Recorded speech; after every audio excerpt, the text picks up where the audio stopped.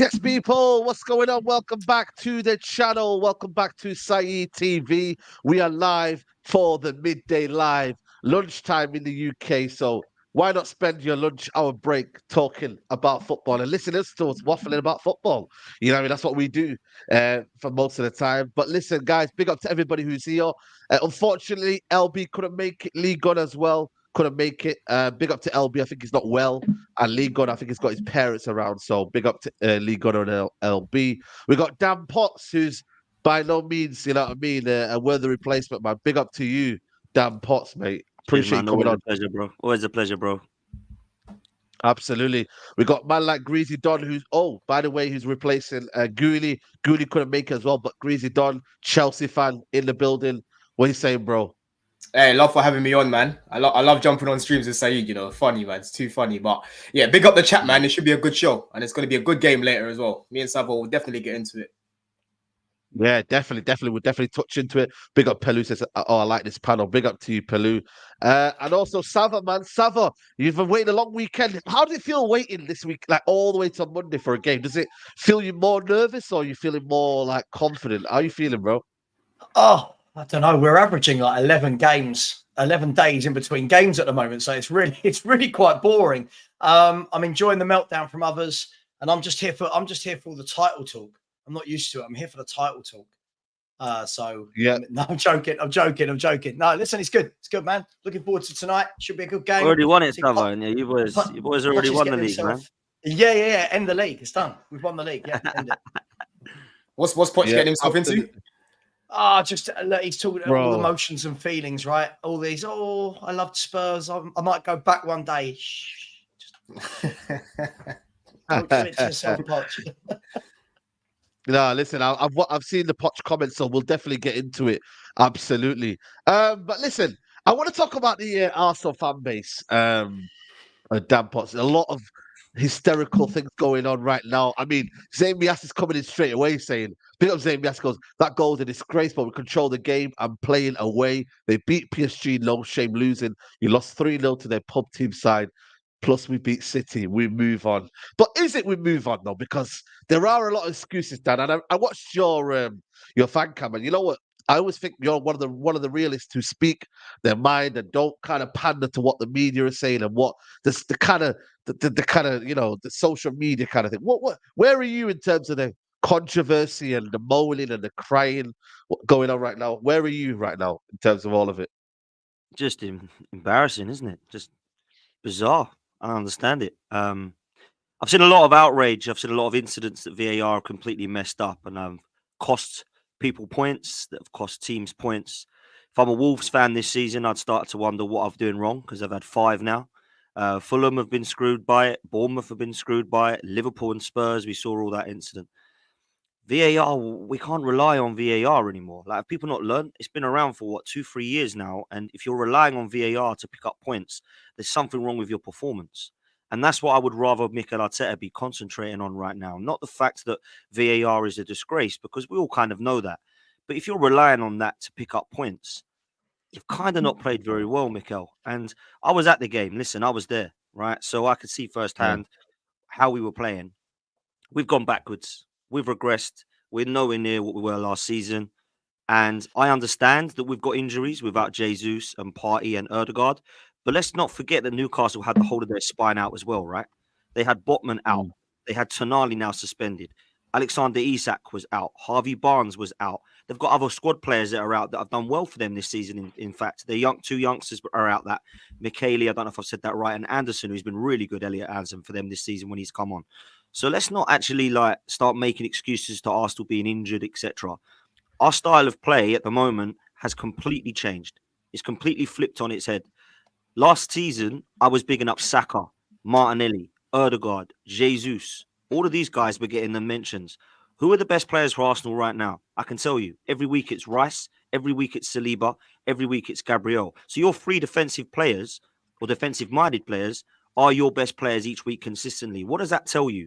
That tells you that your style of play is less creative than it was last season, because Saka hasn't turned up for weeks now. Martinelli has actually tried his hardest, but has been nullified in most of the games.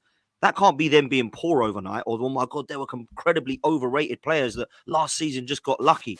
No, this is a style of play thing. Mikel Arteta is not wanting us, for whatever reason, to do what we did last season, which was go all out. Now, Newcastle, big up to them, by the way, because I thought Eddie Howe did really well to nullify us with the players that he actually had. I thought that defensively, I thought they pretty much locked up Saka and Martinelli most of the games. But I'm looking at Saka and Martinelli to say, what more are you going to do then? What are you going to change? Now, what's proven to me the last week against West Ham and Newcastle is that we didn't have a 9 out of 10 window like everybody told me. It was right when I said that it was about a 6. We had about a 6 to 6.5 out of 10 window. We did nowhere near enough. We tried to replace Granit Xhaka with Kai Havertz. We've bought Declan Rice and surrounded him by 2 Chelsea rejects in Kai Havertz and Jorginho, and have wondered why that's not working.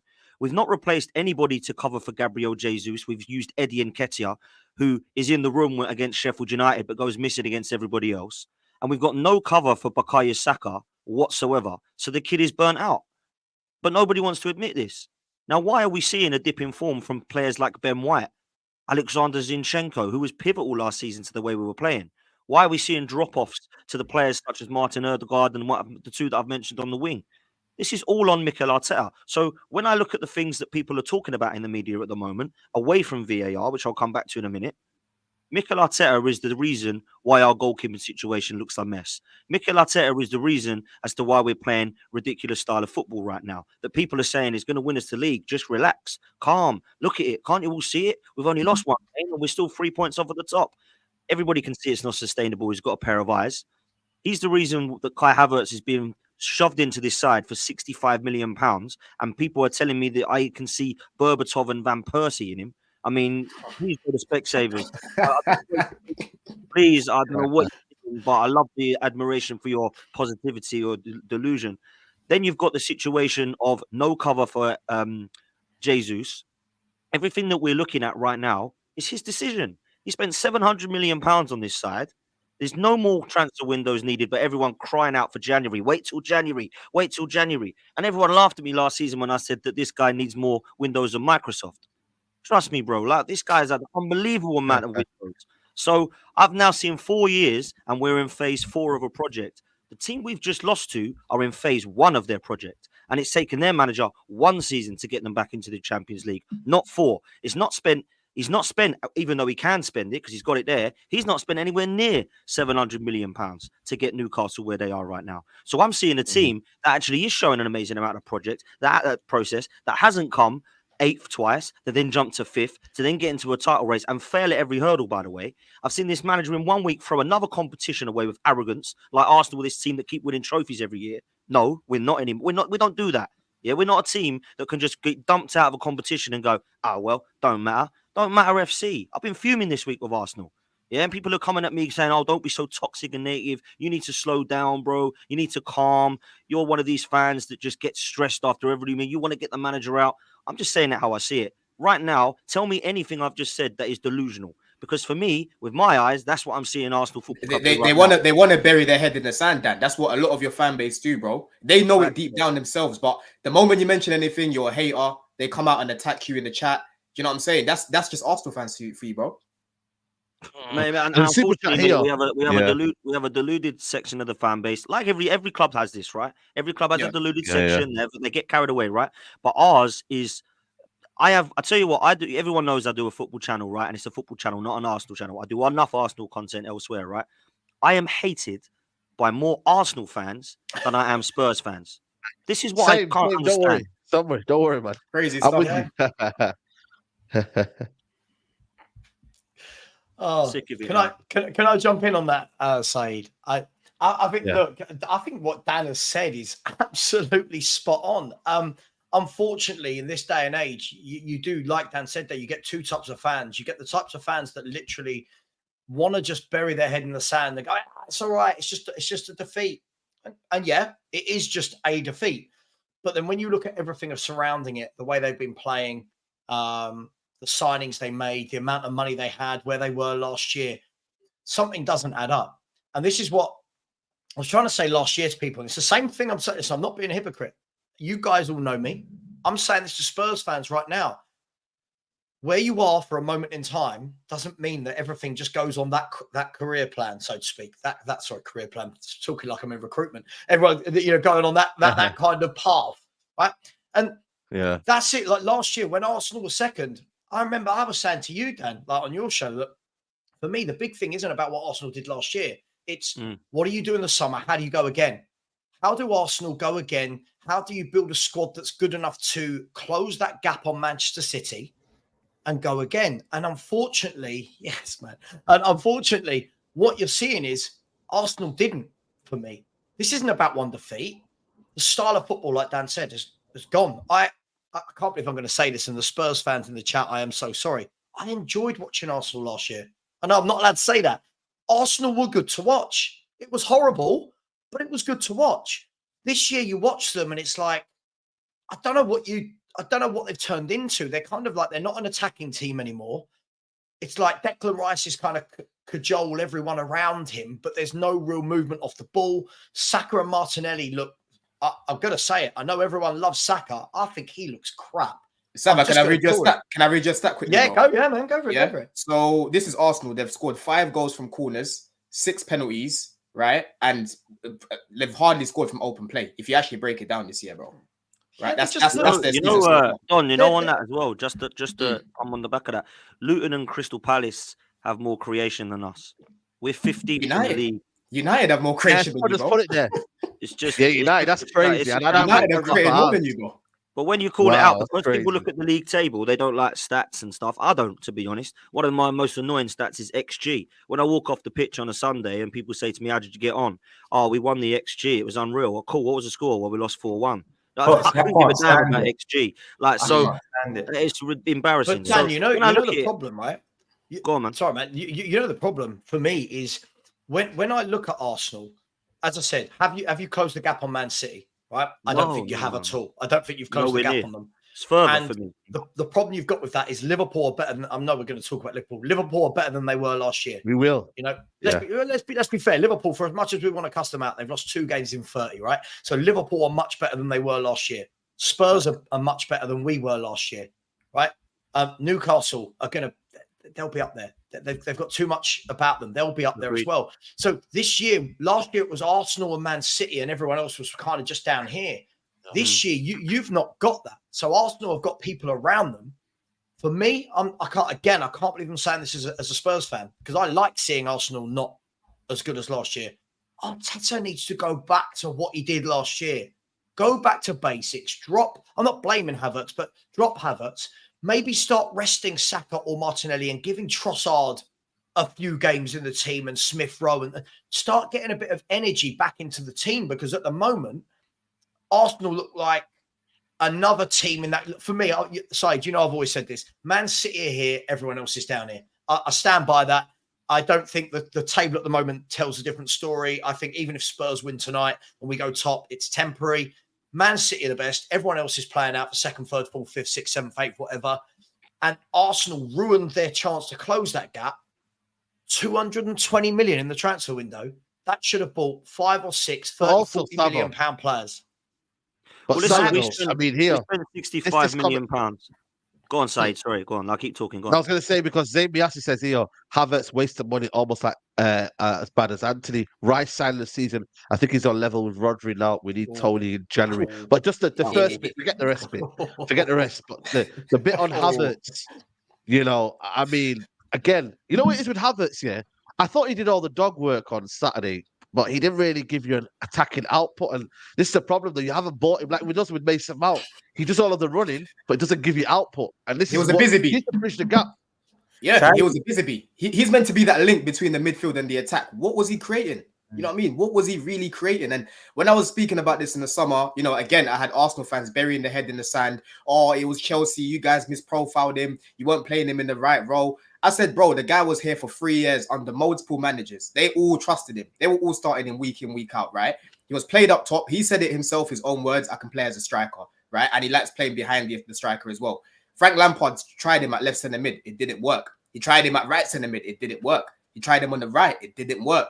He tried him up top. That's where most of his time was at Chelsea. And he never scored more than 10 goals in a season. Do you know what I mean? Havertz is just not that guy. And I was saying this all summer.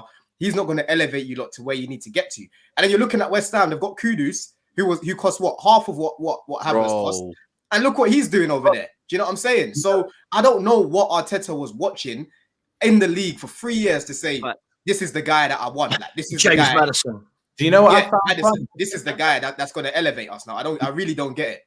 Do you know what I found? Can you not hear me all right? Yeah. Yeah, go on. Yeah. There was Arsenal fans yesterday saying he worked hard, he won the ball. I mean, I don't know if you don't remember Roy Keane's infamous Sky Sports studio moment. I mean, that's your job. You're supposed to. That's your job. That's basics, bro. That's basics. And there was Arsenal fans like, he actually had a good game. I asked them, okay, why did he have a good game? Oh, he won the ball and he worked, especially in that role. He has to do that anyway. In that 8 role, you have to be industrious. And it's like, the stands on the floor. You can't say he had a good game just because he won the ball back. To be fair, one thing I will say, he had a bit of fight. He looked like he wanted it more than the other Arsenal players. That's one thing I will say. I feel like some Arsenal players were going through the motions. I feel like that game yesterday was more of a dogfight. It's who wanted it more. And the team that wanted it more prevailed for me. But the Havertz discourse, when some fans saying he played well because he won the ball back, it's like, come on now, we're being silly. Roms, it's the 2023 fans that we're not judging players by what we see anymore. We're judging them by, let's get to the end of a game and look at a load of numbers on a page that tell you how many runs into the channel, how many presses, and it's just. Dan, let me ask you a question, bro. Yeah, because I know you've criticized Arteta a lot, and everything you've said spot on. I would agree with it as well. The main thing that I've focused on this year is your players, right? Individually, your star players like Saka, Odegaard, Martinelli, they haven't been at the level that they've been that they were at last season, right? And even with Saka, bro, like people kept saying, "Oh, but look at his goals, look at his assists." I said, bro, I rate that because even though you're not playing well, you're still getting the goals, you're still getting the assists. But let's add up how many of them are from open play, because he scored a couple penalties this year, right? And on top of that, when I'm looking at his overall performances, they haven't been great. But again, I'm being called a hater, and you're getting the same sort of heat as well. Yeah. Right. But do you think that with players like obviously Ben White, again, a few others like Odegaard and that, do you think it's more of a mentality thing now that they're kind of forced to have to be in that title race? Because last year wasn't expected, but now it is. Do you think that pressure is getting to them already? So I think there's pressure on everybody, but there's more pressure on the manager for me, because there's no other manager that's had this amount of backing ever. I mean, we've never seen Arsene Wenger didn't even have this amount of time and patience and backing that I've seen from the Arsenal fan base. I remember fans going down marches because we come second, and they were marching down Hornsey Road because Leicester won the league and we come second. Now we've come 8th and we've seen unbelievable progress, and 5th. Oh, this is unbelievable, from 8th to 5th. And I'm thinking, am I supporting the same club that was wanting this guy out for coming second? Like, this is bizarre. So it's a real strange one. In terms of the actual pressure, I think it's arrogance from the manager, bro. I honestly think this guy is so arrogant. He hasn't achieved anything yet, and people are comparing him to Pep Guardiola. Like, please, let's not insult Pep Guardiola. Like, please, let's not do that. This guy has definitely not done anything yet to be even in the same bracket as that guy, because we're going to find out this season whether he's a Brendan Rodgers and an nearly there guy, or whether he is a Pep or a Klopp that can get us over the line, because he's not been able to get us across the line, man. For every single year we've bottled top 4s, titles, Europa League, we've just binned out of them. All the domestic cups, we've just binned out of them. But people don't want to talk about that because of this overachievement that we did last season. They all want to cling on to that. Well, if we don't come anything this season, trophy-wise, or compete for that title, where are we going? Because I'm going to be calling for his head and I'll be called negative, but I don't care because I get called negative anyway. So where are we actually going with this? And on the Havertz thing, just lastly, sorry, Roms, I know you want to come in. Just lastly on this Havertz thing, man, £65 million. In that same window, we've seen Maddison go for 40. We've seen Szoboszlai go. We've seen Kudos go. We've seen, it slipped. Who's the other one? Diaby, Moussa Diaby. Moussa Diaby from Villa. Yeah. No, relax. So what's happening with this, man? Like, hey, Euros, we're coming, bruv. We're coming for the Euros. I actually quite like. I like Cole Palmer anyway. I like Cole Palmer. I do. There's just 4 or 5 names that we could have had for 65 million, and people said we can't get Caicedo and Rice because Caicedo is 100 million as well. I'm going to spend that same amount of money on Fabio Vieira and Kai Havertz, though. Like, come on, man. Like, real talk. Yeah. What is happening? Like, there's £100 million sat on Vieira and Havertz, and there's Caicedo. We could have gone for both. Oh, we can't get both because it's too expensive. Now we're left with one box-to-box midfielder in Declan Rice. Everybody else can do one of 2 things. They can either hold or they can go forward. There's nobody that can do this. So Declan Rice is Jorginho. How much is Jorginho? How much is Jorginho? 12 million. Oh, yeah, about 12 million. 12 million or something like that. That was a waste as well, man. That was a waste of a signing. Oh, he's done a really good job. I keep hearing. Okay, cool. Whereabouts? Why are we so slow then in midfield now? Well, it's not Jorginho's fault. He's great cover for Partey. And this is all right. And I'm fighting this fan base going, what game are you watching then? Because I must be watching a different sport then. I clearly am watching a different game of football. Because we're crying about VAR. Oh, Arteta was absolutely right. I don't actually care what Arteta does because this guy confuses me in all of his press conferences anyway. So he can cry about that. Starts talking about 64 formations and going down the A12 instead of the M11. All that stuff confuses the hell out of me anyway, right? So he can go and talk whatever he wants.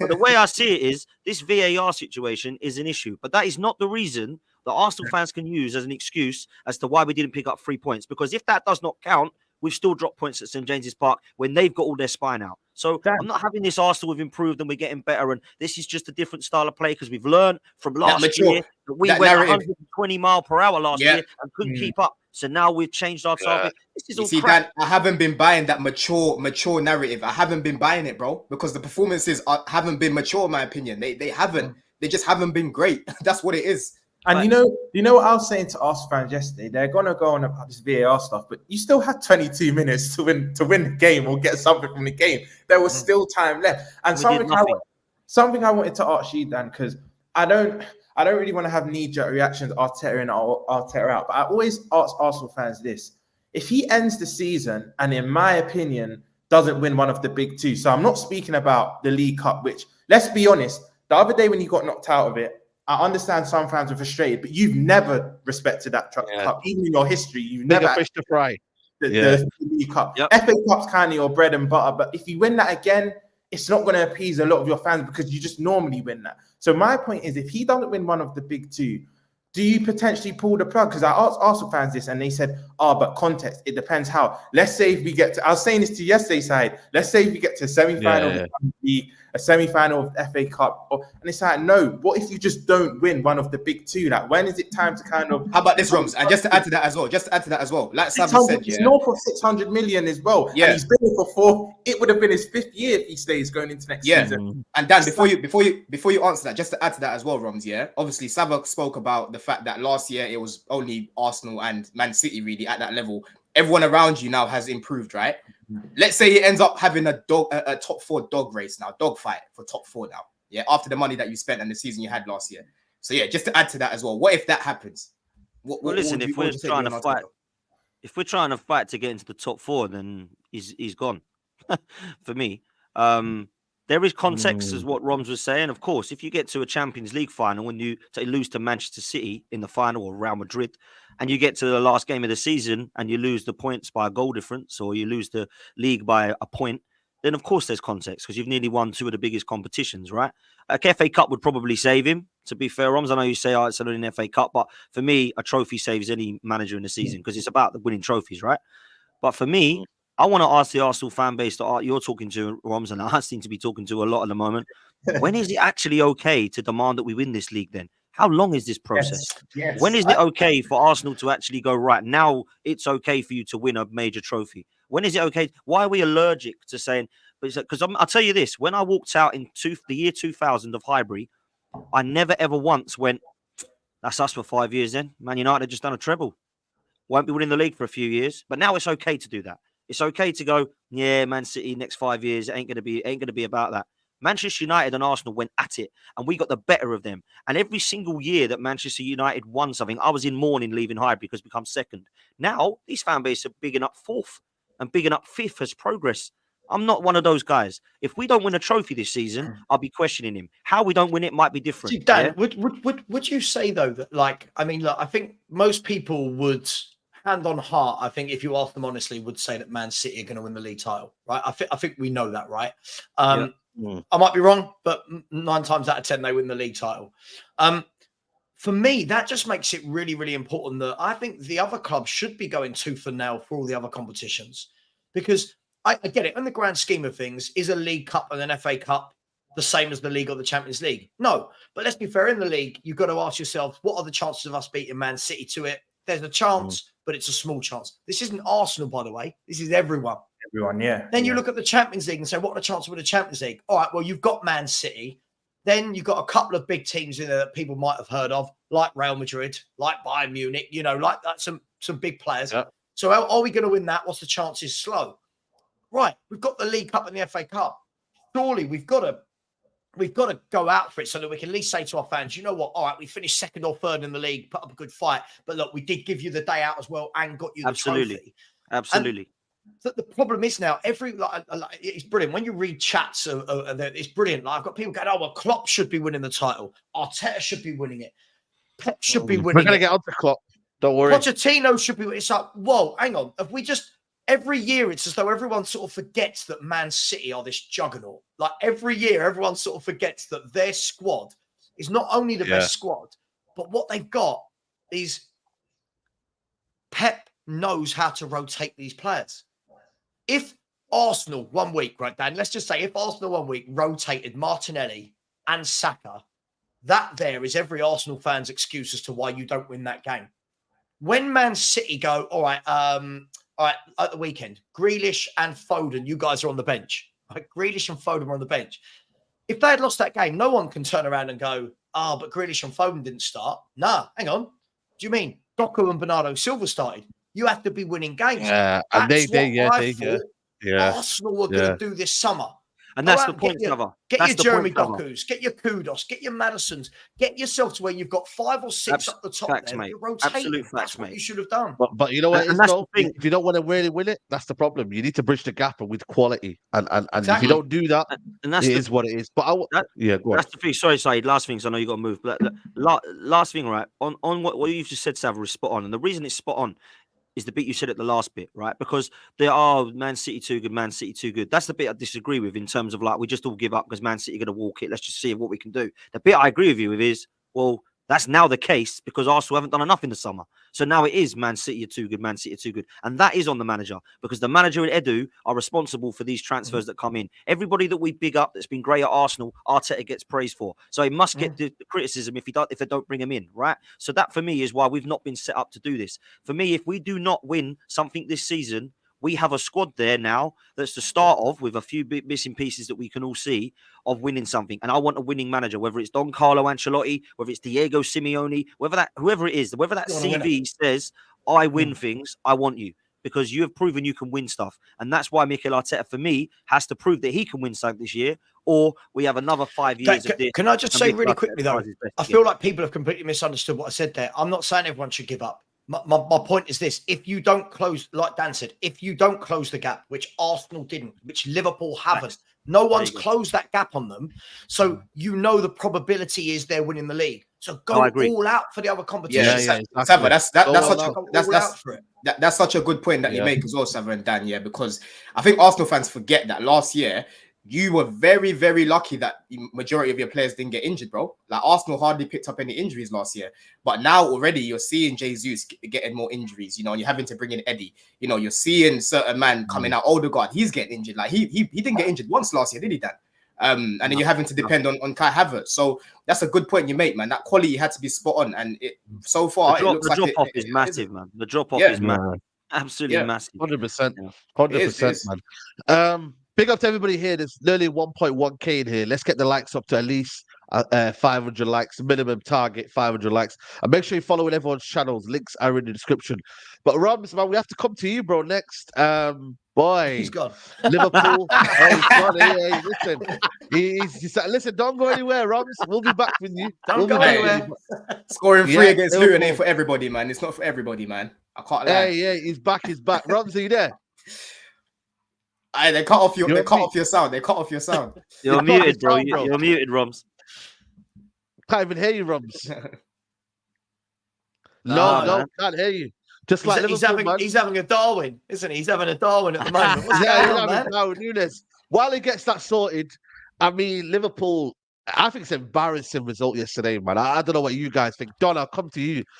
Drawing to Luton last minute. Fair play to Luis Diaz. You know what? I'm happy for him after what he's been through and whatnot. But boy, man, like that is not a result that you lose to or draw to.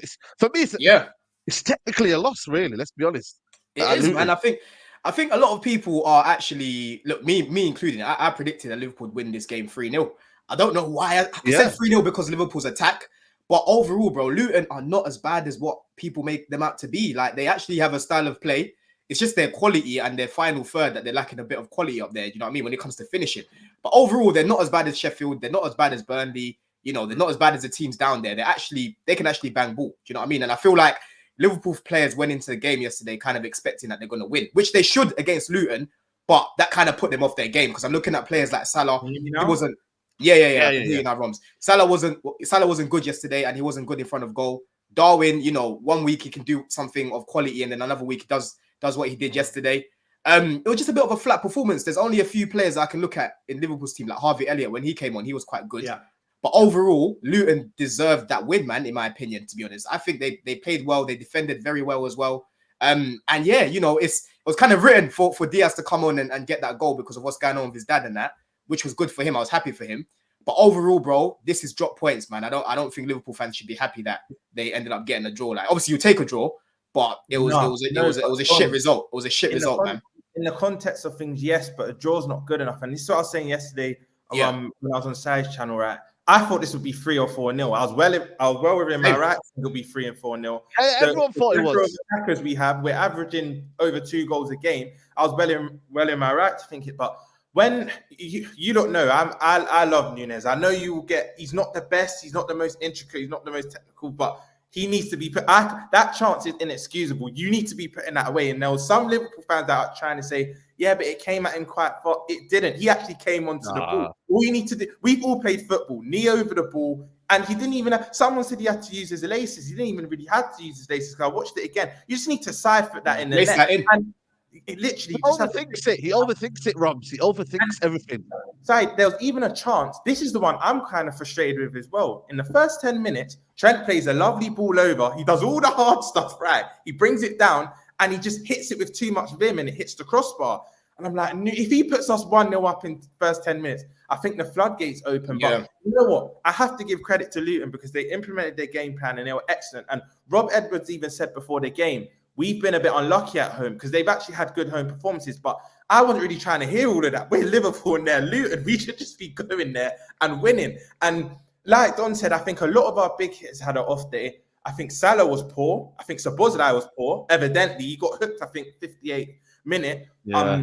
Tsimikas came on. He wasn't the greatest. Joe Gomez was getting spun. I think his name was it Kabore or I forgot their wingers. But he spun him about twice. I think the only three players that can actually leave with their head held high yesterday was Harvey Elliott when he came on. And I'm not his biggest fan, but certain players find their role. I think he's now that impact sub. Whenever he's come on this season, he's impacted games for us. I think Gravenberch was good. Me personally, I think Gravenberch was good. I like him. I like him. He was good. Driving through the midfield, it was good. And the only player trying to actually create things and make things happen. And I also think Luis Diaz had a point to prove because Klopp said before the game, look, it was up to him. We didn't force him to come back. That the stuff that's happening with his family, wouldn't wish that on anyone. But he's like, you know what? Yeah, trust me. Yeah. My mum's safe. Apparently, I think the gang or the organization in Colombia said they've got his dad and they didn't realize that. I don't really believe. But he's like, you know what? Sometimes football can be your getaway. So he came back and that's written. He came on and Harvey had an excellent ball and he scored the goal. But it's disappointing. Some fans are saying, yeah, 1-1, we'll take that in the context thing, but I'm still annoyed. We should not be dropping points to Luton because let me put it in this perspective, right? We win that game, we're level on points to Spurs, albeit they have a game in hand, and we go above Arsenal. I think it's 2 points, and it just bridges that gap a bit closer. And some people will say it's still early in the season. It's not. We're actually over a third of the season now. You can't keep using that excuse. But I was annoyed yesterday. And these are the games. I do back Nunes, but you have to be putting away them chances because let's say we get to the end of the season now and we lose the league by a point. These are the games you could look at thinking, oh, if only he scored that goal. And it wasn't just one chance. It was about 3 he could have scored. Also, Gakpo trying to do... Dan, you remember when Giroud scored that scorpion? Oh, yeah, scorpion kick. Even Mkhitaryan for you side. Gakpo trying to do scorpion. Put your foot I was through at that game as well. What a goal. Even Jota had a chance, right, where... And Jota's probably our most natural finisher. Listen to what I'm saying. Not our best finisher, but he's our most natural finisher at the club. He hit it near post where he just needed to open his body up here at far post. We're about to Nunes scores that and Jota scores that. We're about 2-0. We're about 2-0 up in the first 20 minutes. But it was annoying. It was proper frustrating. It was proper. Rob, what did you think of McAllister? I've been seeing your fan base have been. Bro, we need to talk about this, man. Look, you know what? I don't blame him. I don't actually blame him. I blame Jurgen Klopp and Liverpool for not going and identifying a holding midfielder this summer. They had all summer to go and get a holding midfielder. I said to Liverpool fans, this will not work. Even Jamie Carragher, I think, said it in his post-match. He said, Liverpool's lack of holding midfielder. To win the league, you need some sort of holding midfielder. You can't go... It's vibes in there. It's vibes. And Saeed, that's the main thing that I spoke about to Mons and Romsey in pre-season. I said, bro, I think you lot have a good attack, but it's that midfield. When you come up against a team that have a proper midfield, you're going to struggle. Because McAllister, bro, when he played for Brighton, he played in a pivot if he played in that 6, right? With Pascal Gross or with Caicedo. It was never by himself. He was never in there by himself. So as much as people want to criticize him, you're playing the guy out of position. What do you expect? What do you really expect? Do you know what I mean? You know, it's where we've got a more industrial. Because last season we had Fabinho, you had a Henderson, you had a Milner, you had Thiago's never able. Players that are losing their legs. Where we've got a more industrious midfield now, I think what the three were doing, whether it's Gravenberch, whether it's Szoboszlai, whether it's McAllister, whether it's Elliott, they're all kind of overcompensating that 6th position. But there'll be some games where it's glaringly obvious we need that 6. And what Klopp's trying to do is get to January. But that could be either to our advantage or to our detriment because we're quite lucky that we've had quite favourable fixtures. Obviously, we lost against Spurs. We drew against Chelsea early in the season. But I think now until January, we've got City away, which will be tough. Arsenal and United, and I always back my team to win at home. We've got Arsenal and United back to back, which hopefully we get 6 points from that. We both, I wouldn't say both will be tough games, no disrespect to you, Said, but Arsenal will be just take the 3 points. Seriously, I'm sick of that ground, bro. What I'm hoping for, if we could just get to January, maybe within 3 or 4 points off whoever's at the top, and then we'll get a 6. Because I don't want to do the whole. Did you agree with the Carragher's comments about you won't be in this title race, or you won't be winning the league? Did you agree with that too early on? Do you reckon it's a bit knee jerk? His reaction. I think that's only right as of now. Because if we get to January and we're within 3 or 4 points, and we buy a 6 and a left centre back, I think who's to say we can't go on? We've got the firepower to. I do think we'll keep Salah. There's some rumours now that Saudi will come back in for him in January. I do think we'll keep hold of him until the end of the season at least. But if we get that 6, who's to say we can't bomb forward and challenge for the league? Because I think that's the only position that's missing. And you know what our fan base did with Jude? We held on to him. It was a certain we'll get him. We didn't get him. But this Andre, I don't know how to pronounce his last name. I'm going to butcher it. From Fluminense, just won the Copa Libertadores. That seems, and I'm not saying it's 100%, so don't chop my head off, but that seems like it will happen. And he does. I've not seen enough of him, but from the fans I've spoke to that I've watched him, he seems quite good. But we just need a 6 in that position. Can I just jump in on the Liverpool thing here? I do feel that. Look, yeah, of course, we all know Liverpool should have won, right? We all know that this was a coupon buster, and most people who have their bets and their rackers would have had Liverpool win. I do feel, though, that as a football fan base, we do go way over the top about any time a team doesn't win. This isn't going to be the first time a big team doesn't beat a smaller team, right? Let's call it for what it is. If we're going to put this into context, Liverpool should have won that game 5 or 6-1, right? Let's be brutally honest about this. They had the chances. They had 24 shots in the game. On another day, 5 or 6 of them go in. Now, I'm not excusing them. You've got to win that game. For me, that's the difference. Man City in that game put you to bed. This is the difference for me. This is why when people are saying, oh, why can't we win the league? Carragher saying they won't win the league. Liverpool aren't winning this league. Liverpool won't win this league. I'm sorry. They're not good enough. I think Liverpool will win the Europa League. I just don't think they're going to win the Premier League. Look, I think that just on the Darwin Nunes thing, Darwin Nunes is the ultimate enigma of a footballer. Yeah. He is. But I don't know if Roms agrees with me. When I've watched Liverpool play with Darwin Nunes up top, as opposed to one of the smaller ones, I still think Liverpool look more dangerous because he offers something completely different to the others. Yeah. Like the running in behind, the power. Like if he can, by the way, he has scored goals. His goal ratio this season is very good. Like, believe it or not. He is. But the problem is, though, you need a prolific, for me, with Liverpool. I agree. I feel like they can't do that 1 week bad, 1 week good. They need a consistency. But then again, normally we can. Normally, do you know what the problem yesterday was? It was our whole attack. Because normally our other attackers can overcompensate from Nunes. If he misses a sitter, you have Jota, Gakpo, Salah. You have one of the other 4 scoring. So normally we could get away with it. But I did say this, there'll be these games where they're all misfiring. All 5 of them won't fire every game. Football just doesn't work like that. They're not all 5 going to be scoring every game. And yesterday it was evident. All of them were off the ball, and we didn't end up getting the win. But Sav, I've been arguing this with my families because what it is with Nunes, right?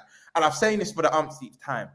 If you're expecting him to be Firmino-esque, very intricate, good technique, that's not him. That is not him. No. Feed him, play to his strengths, and you'll get the best out of him. Then you'll get the Liverpool fans will say, yeah, but we spent X amount on him. He was supposed to change the way we play. Yes, but some players do need time. And this is where objectives come into it. If we're trying to, I'm with you, Sab. I don't believe we will win the league. I believe we can challenge for the league. Yeah, but I do think City win it. I do think City win it. Do you know the thing is, Roms? The thing is with Nunes as well, like, the difficulty is I watch him have a game for Liverpool where I go, you're brilliant. Like you're like, wow, you are brilliant. And then the next game you're like, oh, you're not. But he's always involved, always causing problems, getting in behind.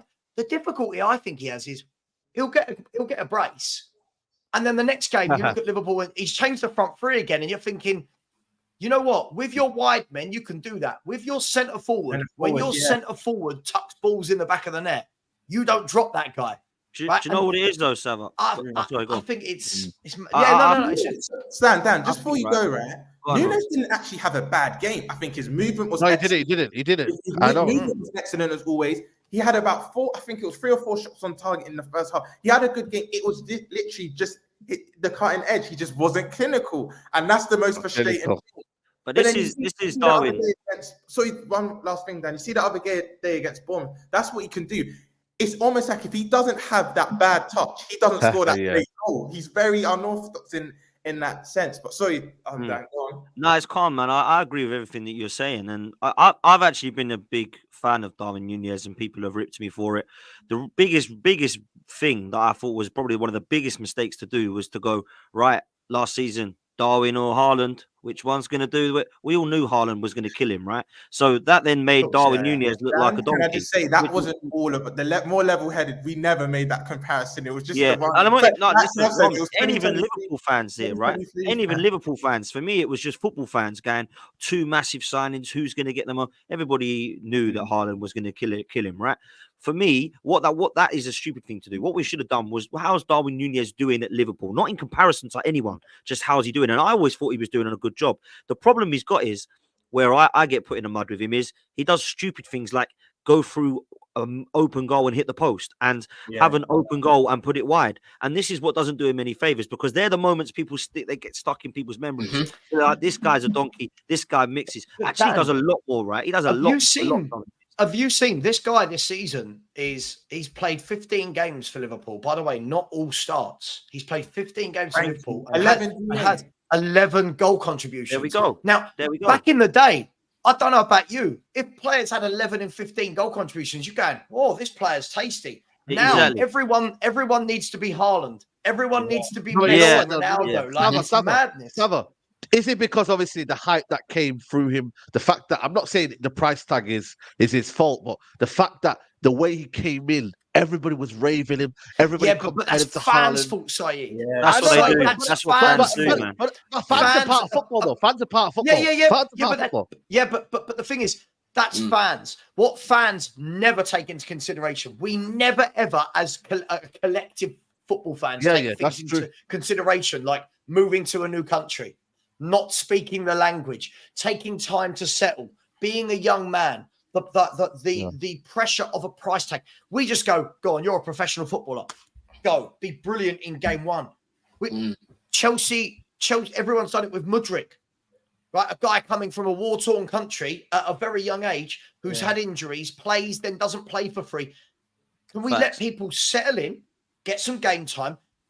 If I've got a striker in my team, I would love Spurs to have a guy that's got 11 GA and 15. We've got Richarlison, right?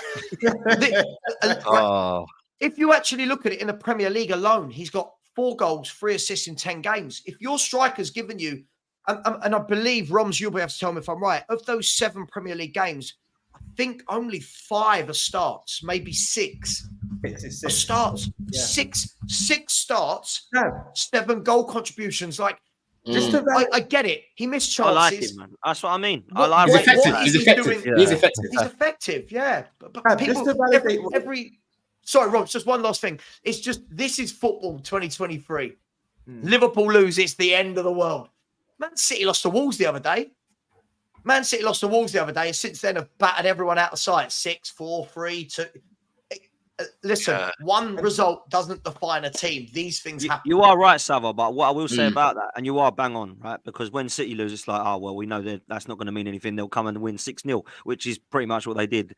But for me, when I look at it, I'm like, Liverpool, I said at the start of the season, they're going to be up there because they score goals, but they are not going to win the league. They have not got a number 6, and I believe another centre-half, because I'm not sure Matip and Gomez are quite good enough if Van Dijk is out. I think Van Dijk's been really good, by the way. I think people have overlooked how good he's been. Yeah. I mean, he doesn't play 40 games, right? Doesn't play 40 games this season anymore. That's just not what he does, and I think that is what Liverpool look down here. So I expect these type of results for Liverpool, and it'll be interesting to see if I'm right or wrong here. I expect to see Liverpool drop a few points this season through that, and I thought it was really bad and quite embarrassing of Liverpool in the summer to just get rid of all their midfielders and go, right, now we've got rid of them all, where are we going to go and get? And it's like awful planning, like, really bad. So for me, with a 6, I don't know who that 6 is. Maybe it's Andre, maybe it's Paulinho from Fulham. I don't know who it is, right? With that 6 and a decent centre-half, I think you're linked with that Sporting Lisbon guy still. centre half. That to me is when you Silva. can look at Liverpool. You can then look at Liverpool and go, I think they've got everything now. That's Well, the Dan, truth. it was supposed to be Lavia and Caicedo, but they ended up over here. You're what I mean? so Yeah. How's the other one doing, though, Don? Is he playing yet? How's the other one doing? Ah, don't worry, man. Second half of the season, he'll be here. Second half of the season charge. Just to add on to what Sab and Dan both said, with Nunes, and I'm happy you mentioned his start, Sab, because you know what Klopp will probably do now? Start him in our Europa League game away at Toulouse, and then I think we have Brentford before the international break. He'll probably drop Diaz and Salah. He'll probably drop him again. So there's never that consistent rhythm. And what I love about Nunes as well, we all love a big game player. Scored away at Arsenal last season. He didn't score away at Spurs last season, Salah, but he contributed a lot. I think he got two assists. He was a handful. He was a handful. He scored against City. I don't really rate the Community Shield, but it still is Man City. He does it. He scored against Real Madrid, the opener, even though we end up getting battered. Big up Owen, but he scores in the big game. He makes himself known. But back to the centre back problem, Dan. A lot of the Liverpool fans won't like me saying this, and I've said it to Saeed weeks ago. Van Dijk has been very good this season, but he won't get back to that peak after that injury. He's been very good, but he won't get back to that peak stage. For me, Gomez and Matip are on the slow decline, and even Konate, you lot might raise your eyes, and I've said this to Don, I've said this to Saeed many times. Bro, I'm telling you. Yeah. He's 24 years of age, right? And we all know centre-backs tend to peak a bit later, sometimes just past 30. We know centre-backs tend to peak a bit later, but there's certain things he can iron out at his age. And by the way, football fans think if you call someone overrated, oh, he's calling bad. Oh my God, he doesn't rate him. I do rate Konate, but I feel like our fan base are overrating him because he's very rash. Overrated him, yeah. He commits when he doesn't have to. And the one annoying thing he does too much for me, he will foul a player by the halfway line when he's got cover. So he's having needless fouls. He's picking up unnecessary yellow cards. And now he has to be cautious for the rest of the game. He does it too much. And these are little things that you could say it's coming of age and you could say he needs to be more experienced. But look, you look at Van der Ven for Spurs. You look at Saliba for Arsenal. You look at these other young centre-backs. They're not doing these things Konate's doing at 24. And correct me if I'm wrong, I think Saliba and Van der Ven are even younger. So he needs to iron these things out of his game because concede and needless fouls. Let's say you concede a needless foul at the edge of the box and you're playing a West Ham or you're playing a team with height and then you're 1-0 down and you just made that unnecessary foul. It's annoying. So for me... Yeah. He's overly aggressive. He's overly aggressive, man. It's naive. It's naive to be like that. But what Liverpool fans do, because he looks aesthetically pleasing, he'll do that shoulder to shoulder. He'll win that 50-50. He'll put in that crunching tackle. It's like, oh my God, Ibu's amazing. And he is good, but he can get better. I feel like our fan base overrate him. But I agree with you, Dan. The reason why I don't think we'll go all the way is because we don't have that six. And I really just don't really trust our defense as well. And Tsimikas, I've never been a big fan. Robbo's been out. You see, he came on and he just looked like a rabbit in headlights. He was just getting nice. Just to kind of wrap this Liverpool up. I think Liverpool need a CDM in January. They need a left back for me, and also I do still think they need another centre back in there as well. So that three covers. If they can get three covers, Liverpool could be in for the title race. But I want to quickly mention a player that doesn't get maybe his plaudits. Jeremy Doku. Before we get on to Pochettino and Tottenham, Jeremy Doku this season. I don't know if you guys see him. Dan, did you watch him? And this season, and bro, Doku, man, we got to give him some flowers because we got Anthony, and I'm looking at him thinking, wow, Anthony and Doku are, bro. He to me has been unbelievable so far.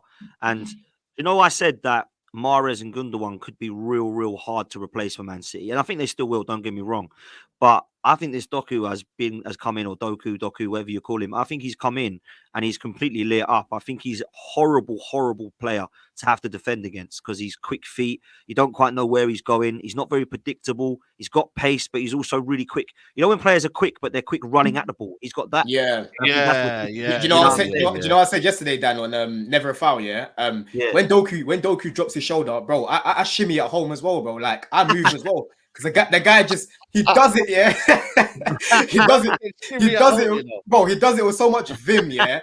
It's no like doubt that I think he's got the most like I think he's beaten a defender the most times this season. I'm pretty sure he has. Wow, he looks crazy, sick, man. He looks sick, yeah. And that, like what Sava was saying, like This is like when you look at the score. Yes, say you didn't know what happened at the weekend with Man City. You look at the score and the scorers, and Haaland's not on there. Alvarez is not on there. All these guys are still scoring. It's like Doku scoring, Foden scoring. It's like Grealish will pop up. They've got so many players, and people talk about Liverpool saying, "Oh, I don't know who it's going to be. Is it Nunes? Is it Gakpo? Is it Jota? Is it?"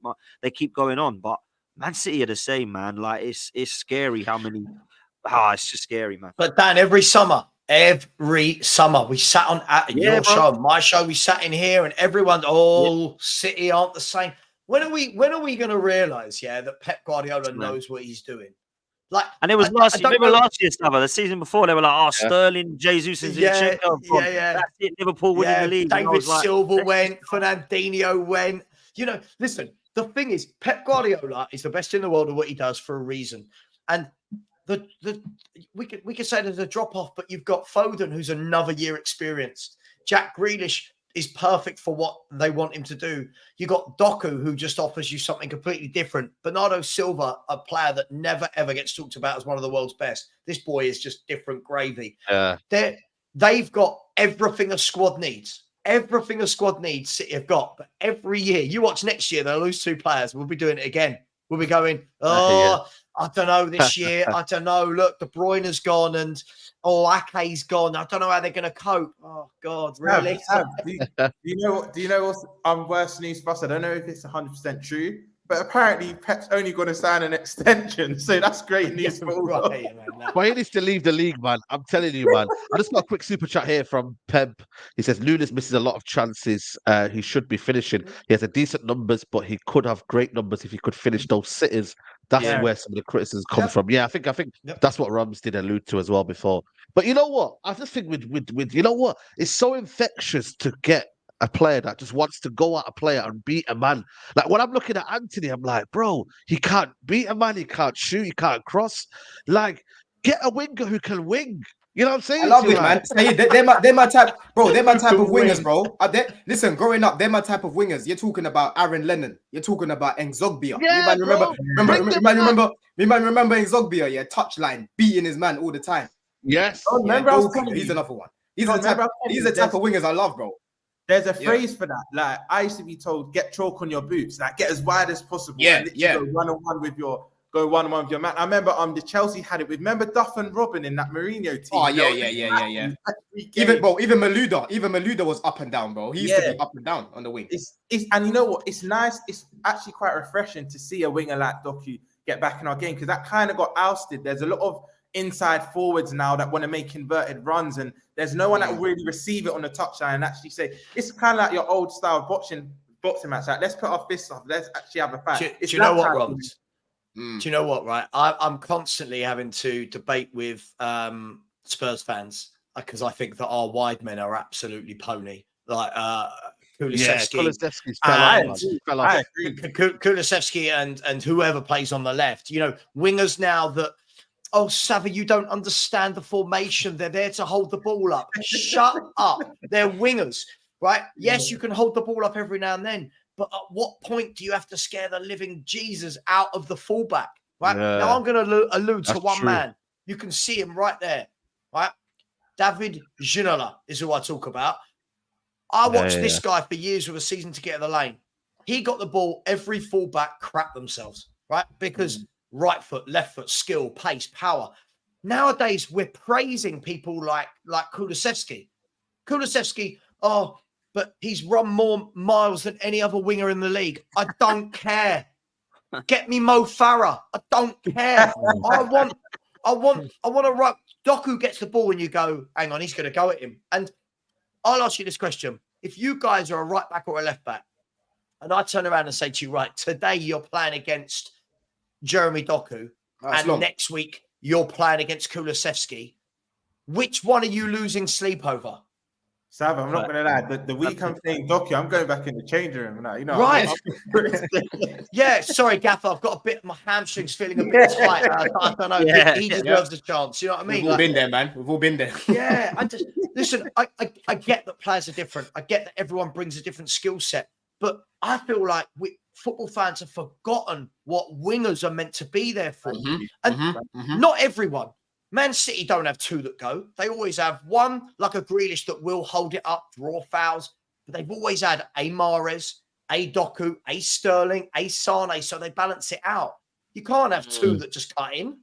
But you watch, I'll be getting hate for this later on for Spurs, and then every time Kulu scores a goal, Kulu scores, I'll be like, Sava, what are you talking about? But no, I just want to quickly give his flowers, man. Yeah, man. Kulu, like I said to you, Doku, I just wanted to give his flowers, man, because I just thought he deserved it. Even that comment there, big up Carl Beak. I know he's a supporter of the channel, but he said crazy that Ginola only scored 20 goals in 121 apps. That didn't matter then. Like, you need to contextualize things. The stats didn't matter. You look at the Ronaldinhos and the Zidanes and whatnot. Numbers didn't really matter. You enjoyed football because of the feeling. No one cared now. If Ginola was in this day and age, he'll get slated because fans that care about stats. But Roms, but forget the feelings. What these fans have said, and I'm allowed to say this because I think I'm probably the oldest git on this panel, right? Is back in the day when Giggs... You are, yeah. All right. I acknowledged it. I acknowledged it first, Saeed. All right. Listen, sit around and listen. Back in the day, people have got to remember, like, that Ginola, Giggs, Kanchelskis, these wingers played in a 4-4-2. Their job, they weren't high up in the box. These guys were tracking back, right? These guys were right. Yeah. Wingers in those days weren't goal scoring machines. It's only since everyone's gone to this 4-3-3 with Salahs and Eden Hazards and Heung-min Sons, that's where the goals are. So when people compare the wingers from then to now, it's a different, Ginola was style of football. So underrated, man. Ginola was quality, man. This guy was the most skillful player I've ever seen at White Hart Lane, bar none. Sava, I wasn't maybe Hoddle at the end of his career. This guy was the best player. I wasn't old enough to see him in his prime. My dad always speaks to me. He said Ginola was class. He was his favorite Spurs player. He was class. Yeah, I think if you pick a Spurs all-time 11, he gets close to it for me. 100% Ginola. He's my captain. I fancied him and everything. I loved him. I met him once. He smelt good. He looked good. Yeah, I met him as well. And he's a lovely guy, man. Lovely guy. Yeah, I met him at Soccer AM years ago. I went and he was there, one of the guests. And I had my Arsenal top on. And he come up. He went, right, I've got to get a picture with you. This is a laugh. And he was quality. A good guy, man. Ginola quality, man. Yeah, I watched him with skills. Just skills. Like nowadays, footballers get praised for everything that is a given. Working hard. Players like this, players like Giggs, their footwork, their ability to get past players on the inside, on the outside, they'll go in. Ginola, you'd give him the ball with 4 players in front of him, and he'd come out the other side with a ball, and you'd go, "How did you do that?" Just different. I've got a little rebuttal to this though, because I love players that express themselves. But don't you think sometimes they're being coached out of that? Don't you think in the modern day game, maybe it's an instruction that coach is saying, you know what? I'll rather get up the pitch quickly. I'd rather you only have it for a couple seconds instead of beating your man. Because I feel like players can't really express themselves nowadays. Yeah. Facts. No, 100%. I agree. Yeah. It's what happened to Joe Cole. Joe Cole was the best player. I think I'd ever seen. At the age of 16, what 17. A player. Growing up in London, right? Everyone, like when you're talking about schools football and that, everyone knew, oh my God, have you seen that Joe Cole kid? He was unreal. When he came through, when he came in, it was like, this is different. Then he goes to Chelsea and it was like, Jose was like, none of that, lad. None of that skill, please. There's a goal that epitomizes Joe Cole. I think he's kind of done a drag back in between Rio and United. Yeah, Man United. That was the best goal he's ever scored for me. That was unreal. Yeah. He was serious, man. Joe Cole I think he's underrated, man. He was serious. Favorite ever Chelsea. He was class. 100%. Sorry, went off on a bit of a tangent there. No, it's good, I'll get my dribble back in after Ginola. Sorry. But no, honestly, man, it's been a good show, man. I've enjoyed this, man. And like I said, the game's on tonight as well. Chelsea, Tottenham. Make sure you check out Sava. He'll be live for the watch along as well. Don, are you nervous? Are you just a quick little thoughts on the game tonight? Are you nervous? It's such a weird feeling, man, because usually up against Spurs, I'm always confident. But this time round, I'm skeptical is the word that I'm looking for, because Chelsea, bro, in terms of off the ball, we've been keeping a good shape. I've been saying week after week, we look really well drilled off the ball. Defensively, it hasn't been too much of an issue apart from individual mistakes and, again, lapse of concentration in certain games like Arsenal, right? My main question mark for this game is our attack. That's the main thing, because I do believe we're going to create chances. Spurs have conceded chances this year up against multiple opponents, but they just haven't buried them when they've had these chances conceded, right? So I'm looking at our attack. Like, what attack's going to turn up today? Is Sterling going to score like he did against Blackburn the other day or against Burnley the other week? Do you know what I mean? Is Jackson, if he starts, what Jackson are we going to get today? Palmer, even him in front of goal has been a bit scruffy. So this is why I'm skeptical. Like, I do think we're going to give them a good game. It's just I'm not confident in our attack right now. I'm really not. And that's why I've refrained from saying Chelsea have turned the corner. I literally said I need to see more of a sample size over the next few games to say Chelsea have turned the corner. And as it stands, we really haven't, because in front of goal, it's been shocking. Do you know what I mean? It's been shocking for everyone right now. So that's how I stand from this, man. I think Spurs, they've got finishers, man. They've got Son, top finisher. Madison can finish chances. That's where I'm concerned, man. It's just up top. But overall, I think we'll give them a good game. I'm just concerned with our attack. That's the main thing, man. Yeah, it depends on the attack and the turn up. And like I said, Tottenham, I think for me, it's so key in this game that they win this, because I feel like, I'm not saying that it'll bring a bit of negativity in the fan base, but it's like, when are you going to beat Chelsea? This is probably the best time to beat us last year, Chelsea, bro. They beat us away last year when we played them away. Yeah, 100%. But I feel like the optimism right now is that it's great. It's a great feeling now. Like, it's almost, when teams are. I remember, no offense, Arsenal, but when they were low, we smacked them 8-2, and when they were at their lowest, we just used to bully them, and that's what we used to do. They're not going to do that. They're not going to do that, yeah. Because listen, we got rid of that dross, yeah, in Jorginho and Havertz and all them guys. Those guys, they could have lost like that. Do you know what I'm saying? But right now, teams aren't running through Chelsea the way they're running through like a United, for example. That's not what's happening to us right now when we're losing these games. Also, what I was saying to you yesterday as well. Chelsea have had the better games against the big teams, the draw against Arsenal, the draw against us. I feel like they prefer to play a team that kind of comes onto them and they're quite resolute. Today will be very interesting, in my opinion, very interesting. But I feel like I know Sava doesn't think this, but I'm going to assume I've streamed with you enough not to think this. But there's some Spurs fans that think they're going to just batter Chelsea and it'll be like 3-4-0. They're moving like me yesterday. They think they're just going to steamroll them. And even they're moving like Arsenal fans before they played us, bro. They're moving like Arsenal fans before they played us. Win, it will be like a goal margin and whatnot. But I think it's going to be a closer game. Yeah, not all of they. I think Tottenham. I think Tottenham will win this. From what I've seen both sides play, I think Tottenham will win it. I obviously hope they don't, but I think they will. And then we'll have to put up with this crap for another few weeks. The thing is, like, if you actually talk about battles, Sav, I don't know if you would agree. Yeah, like in midfield, you've got a good midfield. As much as I don't rate Gallagher overall, I think there's better players than him. Off the ball, he's actually been playing well. And again, on the ball, he's improved a little bit. So our midfield's actually functioning quite well. Defensively, again, I didn't even know. Levi Cole was one of the most duels after Van Dijk. That's crazy, bro. You know what I mean? No one's getting past him right now. So where do you think that this battle is going to be won or lost, bro? Like, in your opinion?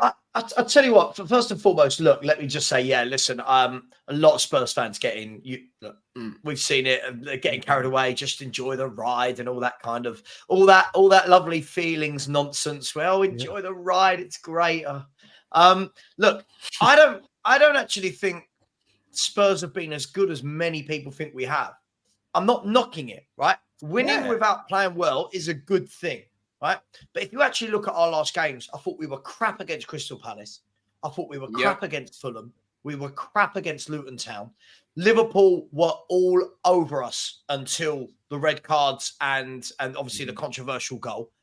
Arsenal, first half was them, second half was us. I think that what's happened is, again, I'm just ensuring a truckload of hate mail from Spurs fans arriving at my front door in a minute. What's different is, because we're seeing a different style of play, because we're attempting to play better, right? People are just assuming that now every time we win, we are playing much better. I don't think we've been that good. I think we've beaten a lot of teams we're expected to beat. And for me, the bigger test is this period now. You've got Chelsea, then you've got Wolves away, then you've got Aston Villa, then you've got Man City, then you've got Brighton, then Newcastle, right? So let's look when we're not playing 6 of the bottom 7. That's not a good run, man. That's not a good run. Yeah. That's why I said. Yeah. That's why I did say I'll come back in January. 7, right? Yeah. So for me, I'm one of the few Spurs fans who keeps his feet on the ground. I watched shows last night where people are going, yeah, we'll win the league because we've only got one game a week. That's not always a good thing. That's not always a good thing to have. We haven't played for 10 days. Yeah. Right? Momentum, yeah. Absolutely. To answer Don's question, look, I think Chelsea's midfield three, before the Brentford defeat, the 4 games you won before that, you started to get a bit of cohesion in terms of your midfield three was Enzo, Caicedo, Gallagher. And it works. It's got the right blend of hard work, running, playmaker, a deep line playmaker from Enzo. Gallagher has stepped up. I like Gallagher, but look, I think at the back, everyone makes out like you get battered. You don't. You actually haven't been too bad at the back. We've conceded 2 more goals than you guys. We've conceded 2 more goals than you guys, yeah. And everyone's praising our centre-backs for having been the best in the league. So context, I think the difference is if you shut down Son and Maddison, you can beat us. There you go. That's why I think Cole Palmer is going to start in that 9 because that's what we did against Odegaard. We boxed him in a 4, right? That little square. I don't know if you guys saw the pictures in that, right? We boxed him in. That's what we need to do to Maddison. Don't give him any space. And what I said about Son as well, I honestly think Son can get marked out of games, in my opinion. I don't think he's as mobile as what he used to be before. I think he's got a very good finish on him. But if you stick on him, I think you can what's the word? You can mute him for the Son game. is only effective if Maddison is creating for him. I'm not knocking Son on that. Yeah. The way we play football Maddison is what I'd say. He's the key. Maddison. I think 2 no, players. 100%. Just before you wrap up, Sad, I think 2 players could be key for you. I don't think he'll start the game because I think he only got the last 10 minutes against Palace, I believe. But I love Bentancur. I wanted Bentancur at Liverpool before. I think depending what the score is, because he will come on, I reckon, maybe last 10, 15. Depending on what the score is, I think he could be key. And I think you have a hidden gem in Brennan Johnson. I know a lot of Spurs fans don't necessarily rate him. Kulusevski, I think, is very hot and cold. Son is what Son is. For me, one of the best 1-on-1 finishes in the league. But I like Brennan Johnson. A lot of Spurs fans are a bit underwhelmed. He's not the most flashiest name. I can't remember how much he cost, Saba. I don't know what his price tag was. But 47, I think it was. I'm so happy we didn't get him because we was interested as well, apparently. I didn't know it was 47. But I like, and I think he's more technically sound than people think. And I think he'll have a decent season for Spurs. A lot of Spurs fans I spoke to kind of underwhelmed, don't really rate him. But I think you've got quite a good player there, man. I think this will be one in midfield, man. This will be one in midfield for me. And I think, like Said said, lock off Maddison, and I think Chelsea can try and take something from this. But otherwise, if Maddison and Son, they can do it, man. So yeah, it'll be interesting. I hope Chelsea can get sank, of course, just to like shut some of those Spurs fans up because, Arsenal couldn't win the league in November last year, but Tottenham can. It's bizarre. So yeah, man, let's see what happens tonight. Absolutely. Best way to round it up, people. It's been a very, very good show, man. And like I said, man, we always find good replacements on when people can't make it. And Dan, you've been a pleasure as always. Football's 12-man podcast. Are you live tonight? Anything? Man, we're live at 7. I'm not looking forward to it because I'm going to get absolutely roasted and cooked by the boys. Oh my god! Yeah, he's going to destroy me and some of the others. It's not going to be fun, man. And I'm going to get clipped up. I know it. We've got our own skullfuggery in the house, and he's going to destroy me at 7 p.m. tonight. So if you want to come watch that, then make sure you do, man. Over at Football's 12th Man tonight. Yeah, absolutely. We got man like Greasy Don. Big up to you. YouTube is loading, apparently. That's what they're saying right now. Yeah, man, it's still loading, man. I keep saying this week after week, but I spoke to my guy yesterday. A couple more things to sort out there. But yeah, follow me on Twitter for now. At Greasy Don. I'm active on there. But yeah, man, up the Chelsea, man. Hopefully later we can get those 3 points and humble these lot, man. Patrick, we're coming for you, bro. Hopefully. Inshallah. Inshallah. Definitely. Roms, big up to you for coming up, man. You get me. No, thanks. Just a little shameless plug. Me, Mons, and Callum from Coppish. I believe it's 11:30. I've just been told we'll be just reviewing the Luton Liverpool game, whatnot. That's on Big Six Band, the channel. So yeah, catch me there at 11 or 11:30. But just keep an eye out. Yeah, man. Make sure big up Mons and that and Callum as well. Make sure you tune into that one, people. And Sava, watch along later on as well for you, mate. Big up to you for coming on. Yeah, no, thank you. Yeah, we got to watch along later. And yeah, thank you. Last week, got a few subscribers off the show. So thank you to those people. And if anyone else does want to subscribe, we're nearly at 12K. So yeah, and yeah, thanks Pochettino. He wants Spurs to win. So it's all good. Hey, listen, I didn't want to get to the comments. I'm going to wait till post-match to hear his comments again because people could be potch out, man. It could be crazy. But guys, we have to win. Like the video. I'll see you at 5 p.m. for the Straight Jacket podcast. Take care, guys. Bye.